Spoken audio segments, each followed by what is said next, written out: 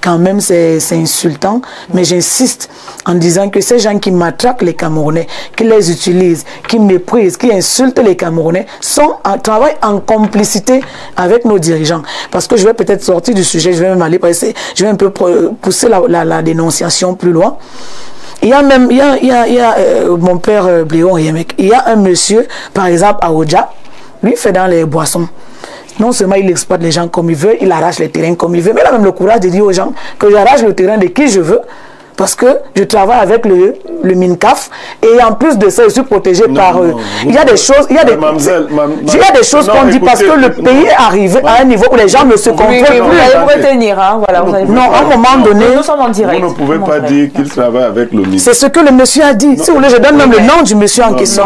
Comme ça, on pourra lui demander des comptes. Non, on ne va pas changer la dénonciation du jour, mais déjà avec Pierre Blériot-Nyemeka, écoutons la dénonciation du jour. Viviane Andrea, nous dénonçons ce jour les salaires de misère qui sont donnés à certains employés de certaines structures. Je ne vais pas nommer une structure particulière, mais c'est dans le domaine souvent de la pâtisserie, dont les boulangeries, les pâtisseries et autres. Viviane, j'ai été approché par certains qui m'ont dit gagner 18 000. À la fin du mois ou bien par jour? 18 000 à la fin du mois. Oh non. Je leur ai... Et celui-là qui m'a approché était avec un autre qui m'a dit que lui, il est le chef du premier et lui gagne 27 000. Il y a quand même augmentation. Bon, Oh lui, non, lui, il est déjà à 27 000. Quand vous entrez, on vous dit qu'on va vous donner 18 000. Et votre salaire va évoluer au fur et à mesure. Et laissez-moi vous dire que c'est des gars qui vont quelquefois prendre le travail à 1 h de la nuit. C'est eux qui pétrissent la pâte pour que le... Toute la nuit. Toute la nuit. Pas. Bon, je leur ai aussi posé une question. Pourquoi ils acceptent ça? Est-ce qu'ils n'ont pas autre chose qu'ils font là-bas qui justifie qu'ils aillent au travail pour 18 000? Parce que, non, comment on va au travail pour même, prenons même celui qui avait le meilleur salaire là, 27 000. Il attend quand même le SMIC. Bon, non, il n'atteint pas le SMIC. Le SMIC a été relevé à 46 000. Comment il fait pour se retrouver dans un travail pour 27 000? Est-ce qu'il y a autre chose déjà au niveau des patrons? Comment ils font? Est-ce que c'est une forme de con ou de femme là? Comment on fait? Est-ce que c'est des êtres réels qu'ils utilisent? Voilà. C'est la dénonciation que nous avons cru devoir porter à votre jugement ce matin.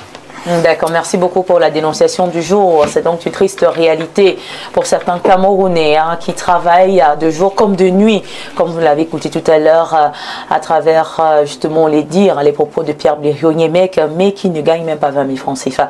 18 000 francs CFA, c'est peu, il faut le dire, c'est peu pour pouvoir survivre, c'est peu pour pouvoir ne serait-ce qu'avoir les bases, le basique avec 18 000, on ne s'en sort pas. Monsieur Bernard, on a comment comprendre qu'il y a encore des patrons comme ça de nos jours, qui ne valorisent pas assez le travail des employés? Il y a des monstres comme ça qui existent parce que l'État laisse faire. Je voudrais d'abord rappeler que le SMIC normal au Cameroun, qui est entré en vigueur le 23 février 2023, est de 49 669 francs CFA, et que donc depuis février 2023, si ce SMIC est mis en exécution, en principe, ces compatriotes ne devraient pas toucher ces salaires de misère de 18 000 francs, de 27 000 francs. Alors, ce qui se passe, il y a un aspect là où Blériot n'a peut-être pas insisté dessus, parce que quand il parle de pâtisserie, de boulangerie et autres, la plupart des propriétaires de ces choses-là, entre guillemets, c'est des expatriés. Je ne vais pas citer des noms, mais chacun essaie de Personne voir, ne va citer les noms. Oui, chacun essaie de voir quelles sont les grandes enseignes qui ont pignon sur rue au Cameroun, à Yaoundé, en termes de boulangerie, pâtisserie. Et imaginez donc que ces gens-là emploient des Camerounais sous le nez, sous la barbe de M. Grégoire Owona, qui est le ministre du Travail, sous la barbe et sous le nez des inspecteurs du travail qui se font du beurre en long cac au mépris, au détriment des travailleurs camerounais, parce que préférant protéger des employeurs, j'allais dire expatriés véreux, qui ne respectent rien, même pas le Cameroun, même pas les Camerounais. J'avoue que ça fait pitié. Moi, je crois que si j'avais qualité de le faire, moi, je prendrais soin d'étaler toutes ces personnes-là, même ici, avec leurs photos sur l'écran, pour que les Camerounais sachent que il y a des monstres comme ça qui existent encore dans notre pays et qui ne veulent pas que nous avancions. Parce que vous ne pouvez pas employer l'enfant de quelqu'un qui part de chez lui à minuit avec tous les risques et c'est tout ce qu'il peut endurer. Et arriver là-bas, il travaille comme... je ne sais pas comment on peut qualifier ça, pour un salaire... Les gens ont parlé d'une forme de con. Oui, c'est vraiment c'est à se demander s'il n'y a pas d'autres pratiques derrière, parce qu'un homme normal ne peut pas accepter faire ce genre de travail pour 18 000 francs seulement, ou 27 000 francs seulement. Je dis qu'il y a le SMIC qui est à 43 969 000 au Cameroun depuis février 2023. En principe, ces gens-là devraient gagner au minimum ce SMIC-là. Malheureusement, je dis et j'insiste dessus pour terminer, le ministère du Travail, M. Grégoire Oona, il est là, beaucoup de réunions avec les syndicats tous les jours, ça ne donne rien. Les inspecteurs du travail qui sont en l'encart là, ils sont là pour rançonner les patrons et faire leur politique. Je vous dis qu'un travailleur a rarement raison à l'inspection du travail. Hein.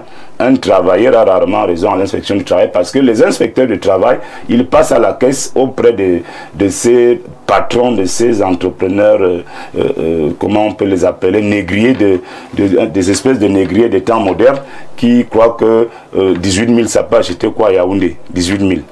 Ah ben c'est regrettable. C'est véritablement regrettable. Comment est-ce qu'on peut justifier ce genre d'acte-là et que sont censés faire ces travailleurs-là qui peut-être n'ont pas autre chose à faire et qui sont peut-être obligés, n'est-ce pas, d'être là parce qu'après rentrer à la maison et rester à voilà, regarder, compter les étoiles, je sais pas, ne rien faire, c'est encore plus difficile que de sortir quand même le matin et de servir à quelque chose dans son pays. Bon, déjà, premièrement, moi, j'aurais aimé qu'on expose vraiment les responsables de cette structure, qu'on donne leur nom. Comme ça, on peut sensibiliser les Camerounais. Mais il faut comprendre que l'État a abandonné son rôle au Cameroun depuis. Pourquoi? Parce que vous allez voir que les responsables de ces structures-là ont des relations particulières avec les dirigeants de notre pays.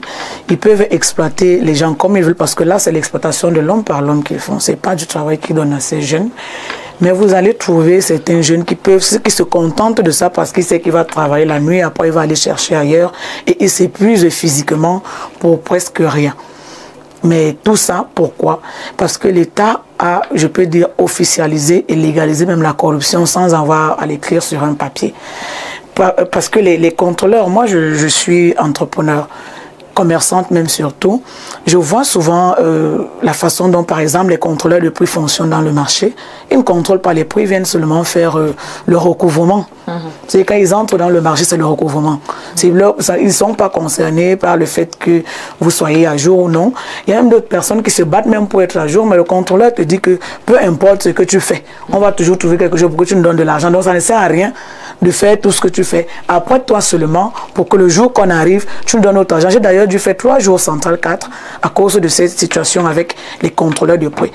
Parce qu'on envoie les contrôleurs pour contrôler les librairies et les pressings, mais eux viennent quand même faire les recouvrements chez les boutiquiers. Et ils sont arrivés chez moi, moi j'ai dit je ne paye pas. Ils sont allés à payer le chef de poste avec qui ils ont causé, ils ont fait ce qu'ils ont fait. Je me suis retrouvé au Central 4 pendant 3 jours. Parce que j'ai décidé de ne pas participer à une histoire de corruption. Donc c'est comme ça que ça se passe. Lorsqu'on dit qu'on a légalisé la corruption, c'est l'une des preuves. Parce qu'il y a quand même un service qui veille à ce que les Camerounais qui travaillent puissent avoir un salaire décent. Ce n'est pas pour rien qu'on fixe le SMIC dans un pays. C'est parce qu'on estime que le strict minimum qu'un Camerounais doit gagner doit être tel. Mais si l'État estimait que le strict minimum c'est 49 000 et qu'un employeur lui décide de donner 18 000, quand même c'est insultant, mais j'insiste en disant que ces gens qui matraquent les Camerounais, qui les utilisent, qui méprisent, qui insultent les Camerounais, travaillent en complicité avec nos dirigeants. Parce que je vais peut-être sortir du sujet, je vais même aller passer, je vais un peu pousser la dénonciation plus loin. Il y a même, mon père Bléon Yemek, il y a un monsieur, par exemple à Oja, lui fait dans les boissons. Non seulement il exploite les gens comme il veut, il arrache les terrains comme il veut, mais il a même le courage de dire aux gens que j'arrache le terrain de qui je veux, parce que je travaille avec le MINCAF et en plus de ça, je suis protégé par eux. Il y a des choses, il y a des choses qu'on dit parce que le pays est arrivé à un niveau où les gens ne se comprennent plus. Vous allez vous retenir, hein, voilà. Non, à un moment donné, nous sommes en direct. Vous ne pouvez pas dire qu'il travaille avec le ministre. C'est ce que le monsieur a dit. Si vous voulez, je donne même le nom du monsieur en question. Comme ça, on pourra lui demander des comptes. Non, on va pas parce qu'à un moment donné, on va témoigner de la dénonciation du voilà, madame. Merci, je vais revenir à la dénonciation. Merci de chuter. À un moment donné, on a tellement mal qu'on ne sait même plus parfois sur quel sein se vouer. D'accord, madame. Donc, que cette exploitation de l'homme par l'homme qu'on pratique au Cameroun doit cesser et que l'État doit taper le poing sur la table. Si vous voulez avoir des employés, arrangez-vous à leur donner au moins le SMIC. Merci. On va passer justement à notre dernier intervenant, Pierre Blériot Niemek, notre consultant. Alors, face à la situation que nous dénonçons ce matin, quelle solution? Est-ce qu'il y a possibilité de progression en termes de salaire dans ces domaines-là? Parce que on a l'impression que c'est quand même général. Là. Non, moi je vais vous donner mon sentiment. Les Camerounais sont plus bandits que ça. Ils sont pas souvent sérieux. Viviane, si tu vois les gens travailler dans une société pour 18 000 et aller au travail tous les jours, sache qu'ils ont trouvé ils ont trouvé notre solution. Bernard Ouna. Ils savent comment Personne. En fait, un homme normalement constitué ne peut pas faire. Non, il y a autre chose là-bas. Oui. Non, mais moi j'avais travaillé pour 21 000 à Douala, mon père. 21 000. Pas parce que j'avais autre chose, mais parce que en somme, je venais d'avoir mon bac, je n'avais rien d'autre. Je passe sur du travail, on m'a payé 21 000. D'accord. Mais je n'avais rien d'autre à gagner derrière. Je dis, c'était dans une maison ou dans une structure? C'était dans une structure. Le nom, on appelait ça réseau panafricain. Tu vivais avec tes parents? Non. Et puis nous étions 3 filles. On a décidé de prendre une chambre toutes les 3 parce qu'on faisait le John pour pouvoir vivre. N'ayant pas encore d'expérience. Vous voyez voilà. les Camerounais travaillant dans une structure comme celle que nous venons de... Je suis d'accord. Sache qu'ils ont découvert un autre réseau derrière. La nuit. Et ils aiment le travail de nuit. Parce que le travail de nuit devrait être payé plus cher. Tout à fait. On vous prive de votre sommeil. Mais c'est ce que nous voulons condamner. Au lieu de pousser les gens à créer ce genre de réseau, donnez-leur ouvertement les salaires décents. Il faut que le ministre du Travail y veille. Qu'il veille. D'ailleurs, ces gars n'ont pas de bulletin de paie. Personne ne peut faire un bulletin de paie où on met 18 000. C'est des gens, soit vous donnez Orange Money ou à la main. Ou à la main, directement. Sans trace. Il n'y a pas de trace. C'est toi qui vas dire qu'on m'a donné 18 000. Lui va dire que je lui ai donné 68 000. Donc il faut que le ministre du Travail y veille. Maintenant, pour ces nouveaux négriers qui sont venus s'installer chez nous, il faut savoir que un peuple qui a été colonisé et sauvagement traité comme le peuple camerounais a développé quand même des réflexes de défense. Ces structures-là qui exploitent des Camerounais vont devenir un jour la propriété des Camerounais. À bon entendeur. Salut.